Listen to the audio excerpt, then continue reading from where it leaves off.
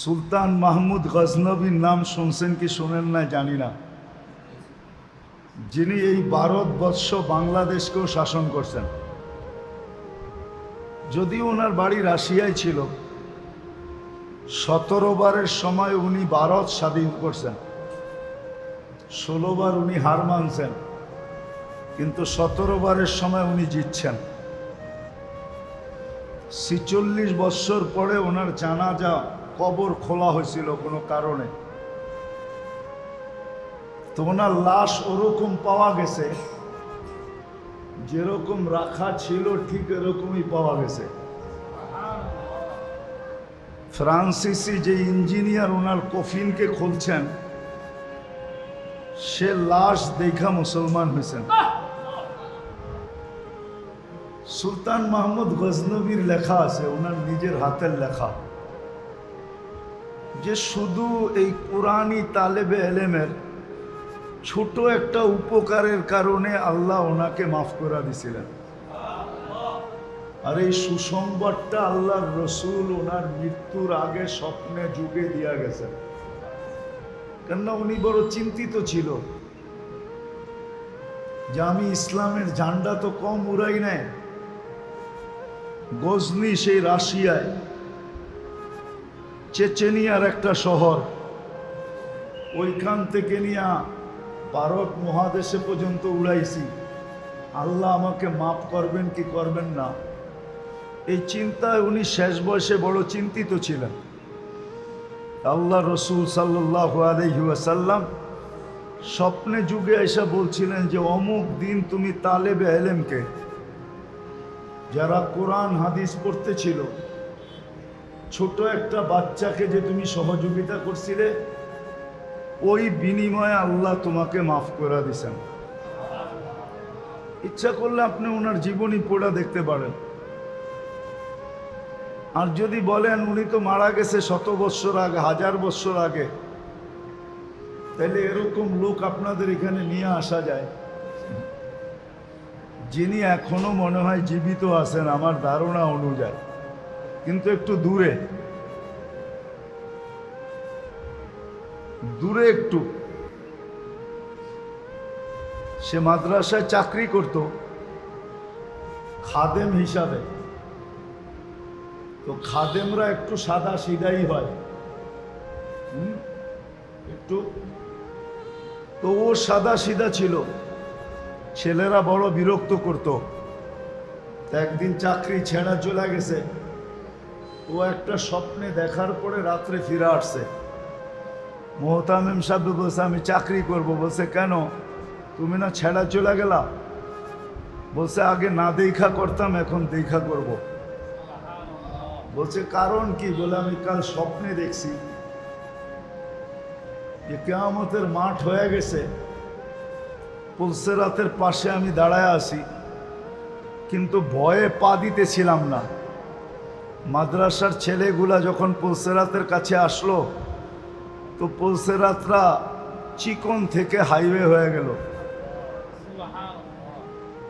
আর ছেলেরা যখন আমাকে দেখলো, যাদের বিরক্তি না সইতে পারে আমি চাকরি ছেড়া দিছিলাম, এরা দেখা একজনে চিৎকার দিল যে আমাদের খাদেম তো দাঁড়ানো আছে, ওকে নেওয়া যাবে না? তো সবাই আমাকে হাত পাও ধরা উপরে উঠায়া পুলসেরাত পার করে দিছে। বলে এই দৃশ্য দেখার পরে আমি সিদ্ধান্ত নিছি যে ছেলেরা যতই বিরক্ত করুক আমি চাকরি করব। কোনো ব্যক্তি যদি নামাজের সালাম ফিরানের পূর্ব মুহূর্তে ইমামের সাথে সংযুক্ত হয়, তাইলে কি সে জামাতের সওয়াব পাবে না পাবে না? এটা সবাই একমত, কি বলেন? কিন্তু সে কিন্তু ইমাম সাহেবের কেরাত শুনল না, 4 রাকাতের রুকু সেজদায়ও সে ছিল না, সে শুধু সালামের পূর্ব মুহূর্তে আইসা ঢুকলো। সে যেরকম জামাতের সওয়াব পাবে, ঠিক এই সংযুক্ত হওয়ার কারণে আপনি আর আমিও এই ছাত্রদের যে বেনিফিট পাবে, এটার বিরাট একটা অংশ আমরাও পাব।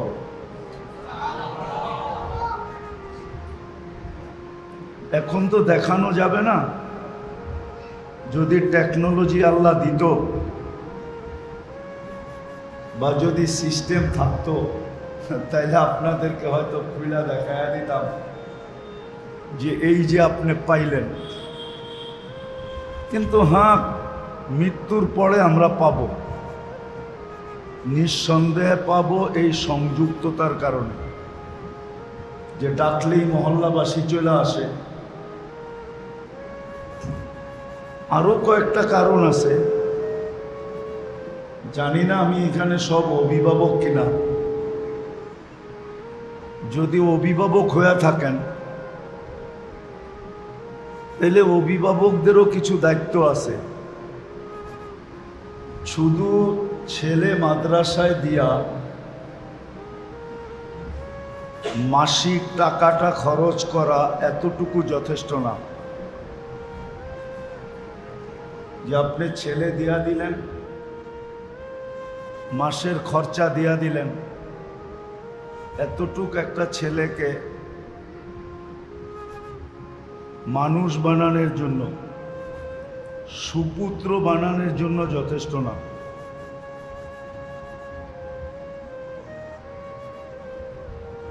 আরো কিছু দায় দায়িত্ব আছে অভিভাবক হিসাবে। বৎসরে 2-1 বার আপনাদেরকে ডাইকা হুজুররা এই দায়িত্বগুলা বুঝাবে। যদি আপনি বুঝতে পারেন আর ওই দায়িত্বগুলা পুরা করতে পারেন, তাহলে ইনশাআল্লাহ আপনার সন্তান একদিন সুপুত্র হয়ে দাঁড়াবে, হাফেজ হবে, আলেম হবে। যদিও দুনিয়ায় শিক্ষার অভাব নাই,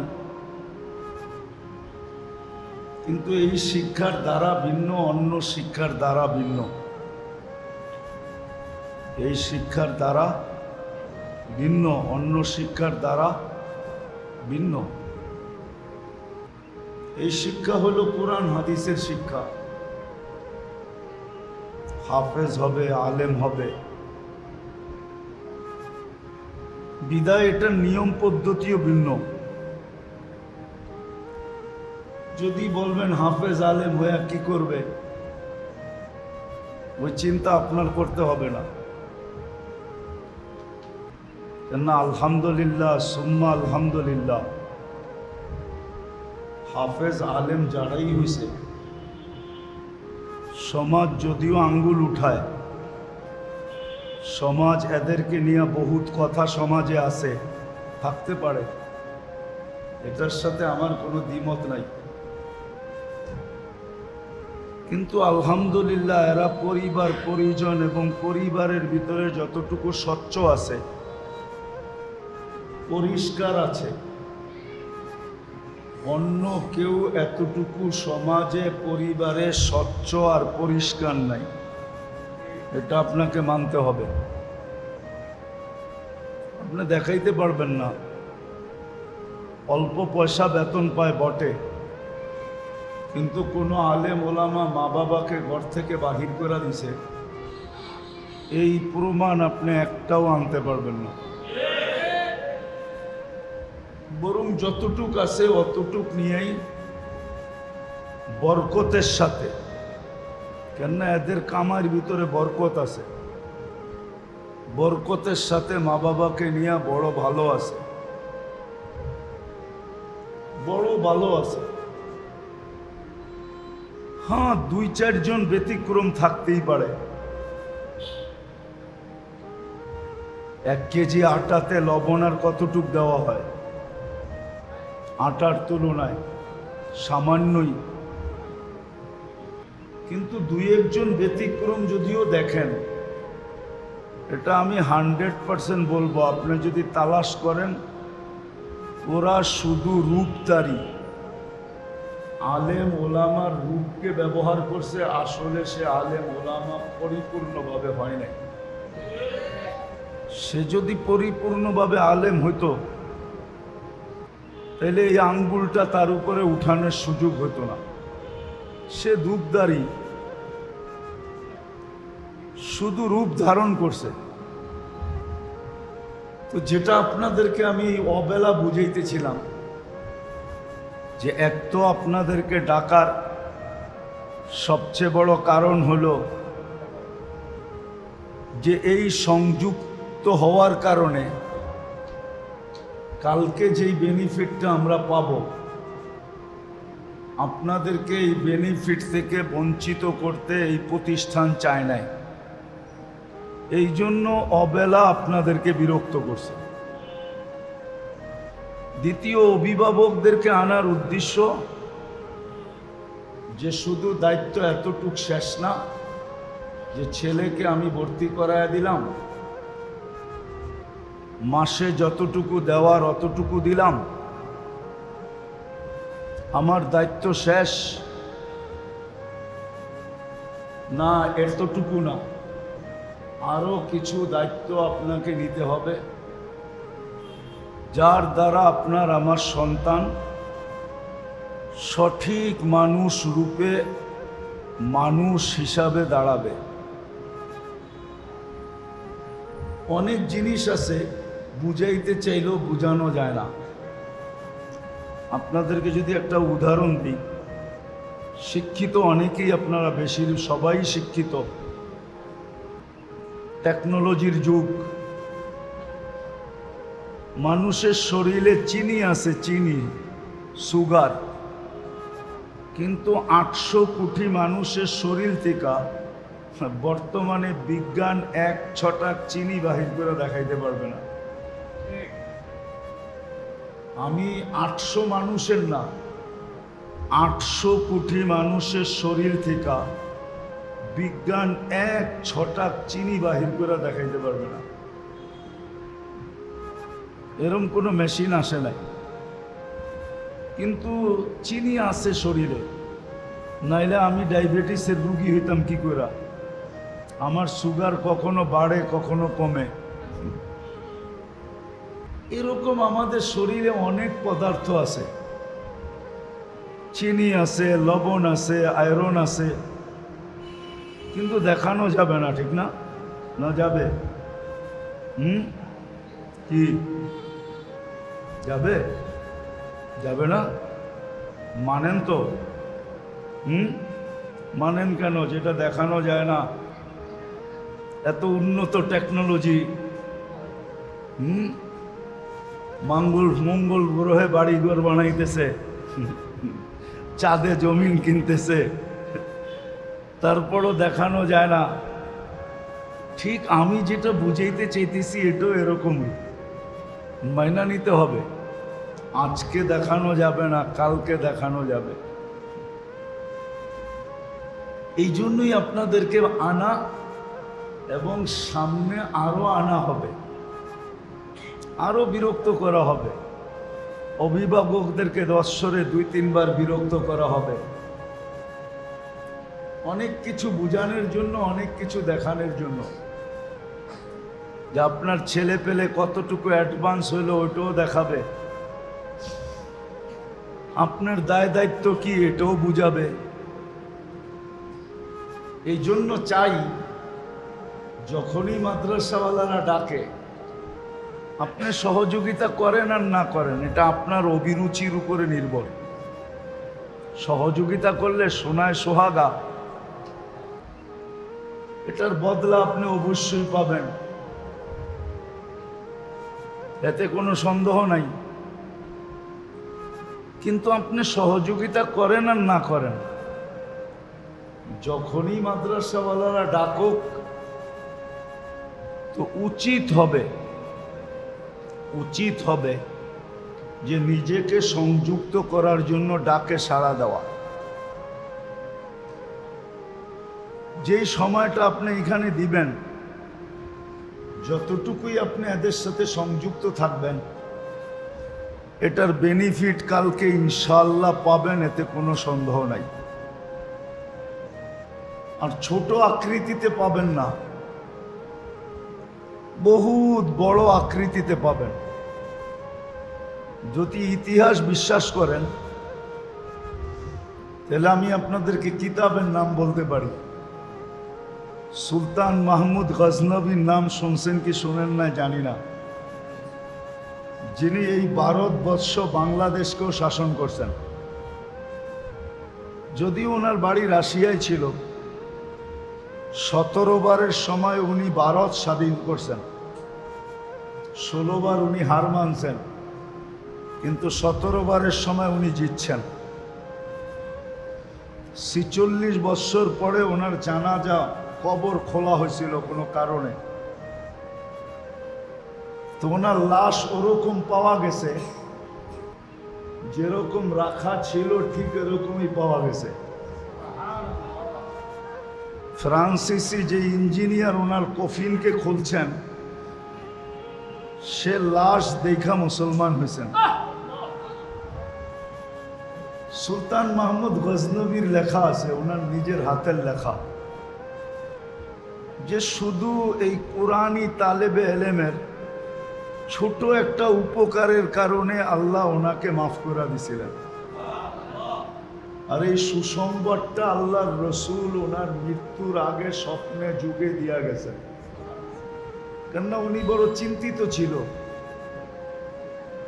যে আমি ইসলামের ঝান্ডা তো কম উড়াই নাই। গজনি সেই রাশিয়ায়,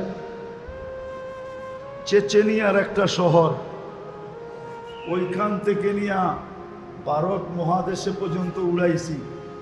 আল্লাহ আমাকে মাফ করবেন কি করবেন না, এই চিন্তায় উনি শেষ বয়সে বড় চিন্তিত ছিলেন। আল্লাহ রসুল সাল্লাল্লাহু আলাইহি ওয়াসাল্লাম স্বপ্নে যুগে এসে বলছিলেন যে অমুক দিন তুমি তালেবে এলেমকে, যারা কোরআন হাদিস পড়তেছিল, ছোট একটা বাচ্চাকে যে তুমি সহযোগিতা করছিলে, ওই বিনিময়ে আল্লাহ তোমাকে মাফ করে দিছেন। ইচ্ছা করলে আপনি ওনার জীবনী পড়া দেখতে পারেন। আর যদি বলেন উনি তো মারা গেছে 100 বছর আগে, 1000 বছর আগে, তাহলে এরকম লোক আপনাদের এখানে নিয়ে আসা যায়, যিনি এখনো মনে হয় জীবিত আছেন আমার ধারণা অনুযায়ী, কিন্তু একটু দূরে দূরে একটু। সে মাদ্রাসায় চাকরি করত খাদেম হিসাবে। তো খাদেমরা একটু সাদা সিধাই হয় একটু, তো ও সাদা সিধা ছিল, ছেলেরা বড় বিরক্ত করত। একদিন চাকরি ছেড়া চলে গেছে, ও একটা স্বপ্নে দেখার পরে রাত্রে ফিরে আসছে। মোহতামিম সাহেব বলছে আমি চাকরি করব। বলছে কেন, তুমি না ছেড়া চলে গেলা? বলছে আগে না দেখা করতাম, এখন দেখা করব। বলছে কারণ কি? বলে আমি কাল স্বপ্নে দেখছি যে কিয়ামতের মাঠ হয়ে গেছে, পুলসেরাতের পাশে আমি দাঁড়ায় আছি, কিন্তু ভয়ে পা দিতেছিলাম না। মাদ্রাসার ছেলেগুলা যখন পুলসেরাতের কাছে আসলো, তো পুলসেরাতরা চিকন থেকে হাইওয়ে হয়ে গেল। আর ছেলেরা যখন আমাকে দেখলো, যাদের বিরক্তি না সইতে পারে আমি চাকরি ছেড়া দিছিলাম, এরা দেখা একজনে চিৎকার দিল যে আমাদের খাদেম তো দাঁড়ানো আছে, ওকে নেওয়া যাবে না? তো সবাই আমাকে হাত পাও ধরা উপরে উঠায়া পুলসেরাত পার করে দিছে। বলে এই দৃশ্য দেখার পরে আমি সিদ্ধান্ত নিছি যে ছেলেরা যতই বিরক্ত করুক আমি চাকরি করব। এরকম হাজারো কাহিনী আপনাদেরকে দেওয়া যায়। এই জন্য কথা শেষ, আপনাদেরকে যে আজকে বিরক্ত করছে শুধু এই সংযুক্ত করার জন্য। অভিভাবকদের আনা হয়েছে এই জন্য যে আপনাদের দায়িত্বকে বোঝানোর জন্য, যে শুধু ছেলে মাদ্রাসায় দিয়েই আমার ক্ষান্ত না, বরং এর পিছনে আমাদেরকে আরো শ্রম দিতে হবে। তাইলে ইনশাল্লাহ আমাদের সন্তানগুলা সুসন্তান হিসাবে একদিন হাফেজ হয়ে দাঁড়াবে, একদিন আলেম হয়ে দাঁড়াবে। সত্য এটাই। পুরস্কার যেদিন এরাও পাবে আমরাও পাবো, ওই দিন বুঝে আসবে। আজকে তো মানুষ দুনিয়ার শিক্ষা দীক্ষা নিয়ে গৌরব করে, আর করতে পারে। পরিবেশ এখন এটাই, হাওয়া এটাই চলতেছে। কিন্তু যারা আজকে এই সমস্ত শিক্ষায় শিক্ষিত হইতেছে, এদের মা বাবাও একদিন গৌরব করবে ইনশাল্লাহ। কিন্তু এই গুটি কয়েক মানুষের সামনে না, বরং প্রথম মানুষ থেকে নিয়ে কিয়ামতের সকাল পর্যন্ত শেষ মানুষ, সবার সামনে এরা গৌরব করবে। আর দুনিয়া এদের গৌরবের বস্তুটা দেখবে। এজন্য সবার কাছে দরখাস্ত, যখনই মাদ্রাসাওয়ালারা ডাকে, এটাকে বোঝা না মনে করি, বরং সৌভাগ্য মনে করি। সৌভাগ্য মনে করে ডাকে সাড়া দিয়ে আসে। বাকি আপনাদের করণীয় কি হবে অভিভাবকদের, এটারা ওস্তাদরা সময় সময় আপনাদেরকে জানায় দিবে। কখনো লিখিত জানাবে, কখনো মৌখিক জানাবে। মাদ্রাসার নিয়ম কানুন, আপনাদের দায় দায়িত্ব, অধিকাংশ মাদ্রাসায় লিখিত আছে, কোনো কোনো মাদ্রাসায় মৌখিক আছে। এটা সময় সময় জানায় দিবে। বিদায় আমি যতটুকু বললাম, আল্লাহ করুক এতটুকু আমাদের বুঝে আসুক। ইনশাআল্লাহ করবো তো। আল্লাহুম্মা সাল্লি ওয়া সাল্লিম ওয়া বারিক আলা হাবিবিকা মুহাম্মদ কামা আনতা তুহিব্বু ওয়া তারদা। আল্লাহুম্মা লাকাল হামদ কামা ইয়ানবাগি লিজালালি ওয়াজহিকা ওয়া আযীমি সুলতানিক। আল্লাহ, বলার পর্ব ছিল শেষ, শোনার পর্ব ছিল শেষ। এখন ডুবন্ত বেলা চাওয়ার পর্ব।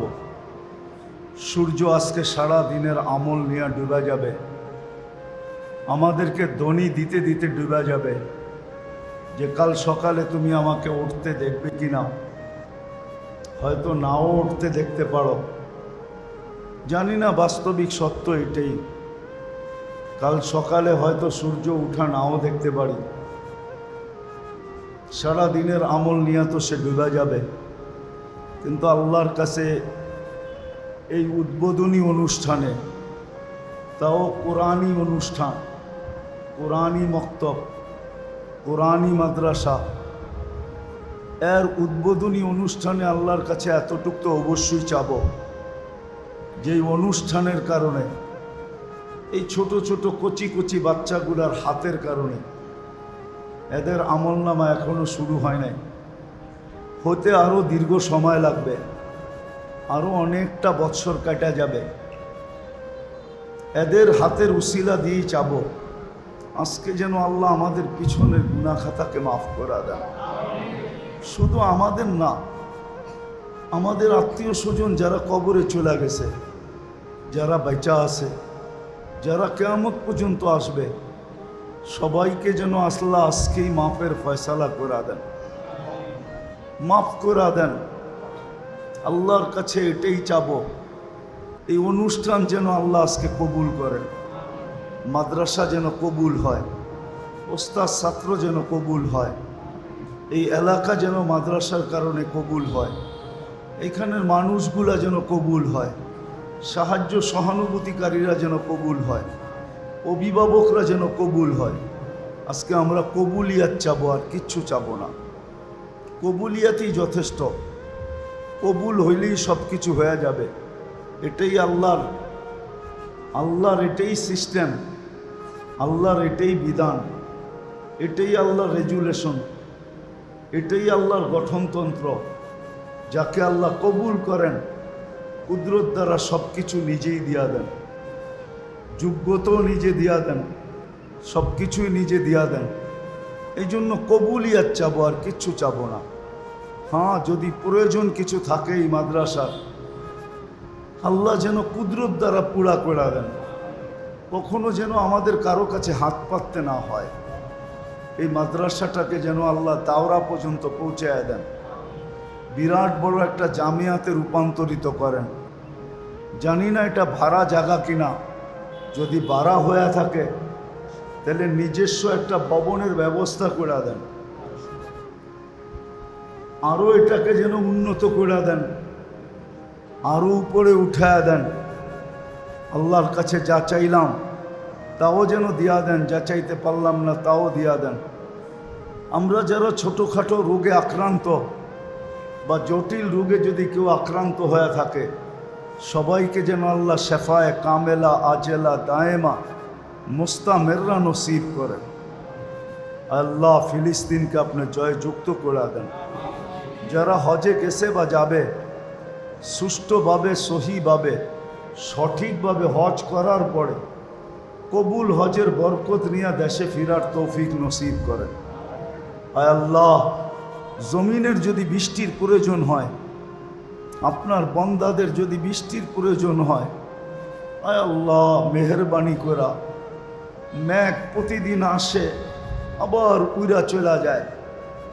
আয় আল্লাহ, তাপমাত্রা কমতেছে না, মাদ্রাসাগুলাতে ছোট ছোট বাচ্চাগুলার অনেক কষ্ট হয়, ঘরের অন্তরালে মা বোনদের কষ্ট হয়, বড়রা তো শোয়া নেয়, বাচ্চাগুলা সইতে পারে না। আল্লাহ মেহেরবানি করে আপনি আমাদের হয়তো তাপমাত্রা কমায়া দেন, নইলে আমাদেরকে বৃষ্টির চেহারা দেখায়া দেন। মাঝে মাঝে মনে হয় এই বুঝি ঝুমঝুমায় পড়বে, কিন্তু একটু পরেই দেখি আকাশ পরিষ্কার হয়ে গেছে, কোত্থেকে আসছিল আবার কই জানি উড়া গেল।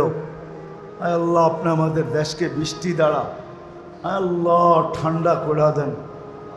আল্লাহ যা চাইলাম তাও দেন। আমাদের আত্মীয় স্বজন মা বাবা যারা কবরে চলে গেছে সবাইকে মাফ করে দেন। ওয়াসাল্লাল্লাহু তাআলা আলা খায়রি খালকি মুহাম্মাদি ওয়া আলিহি ওয়া সাহবিহি আজমাইন বিরহমাতিকা ইয়া আরহামার রাহিমিন।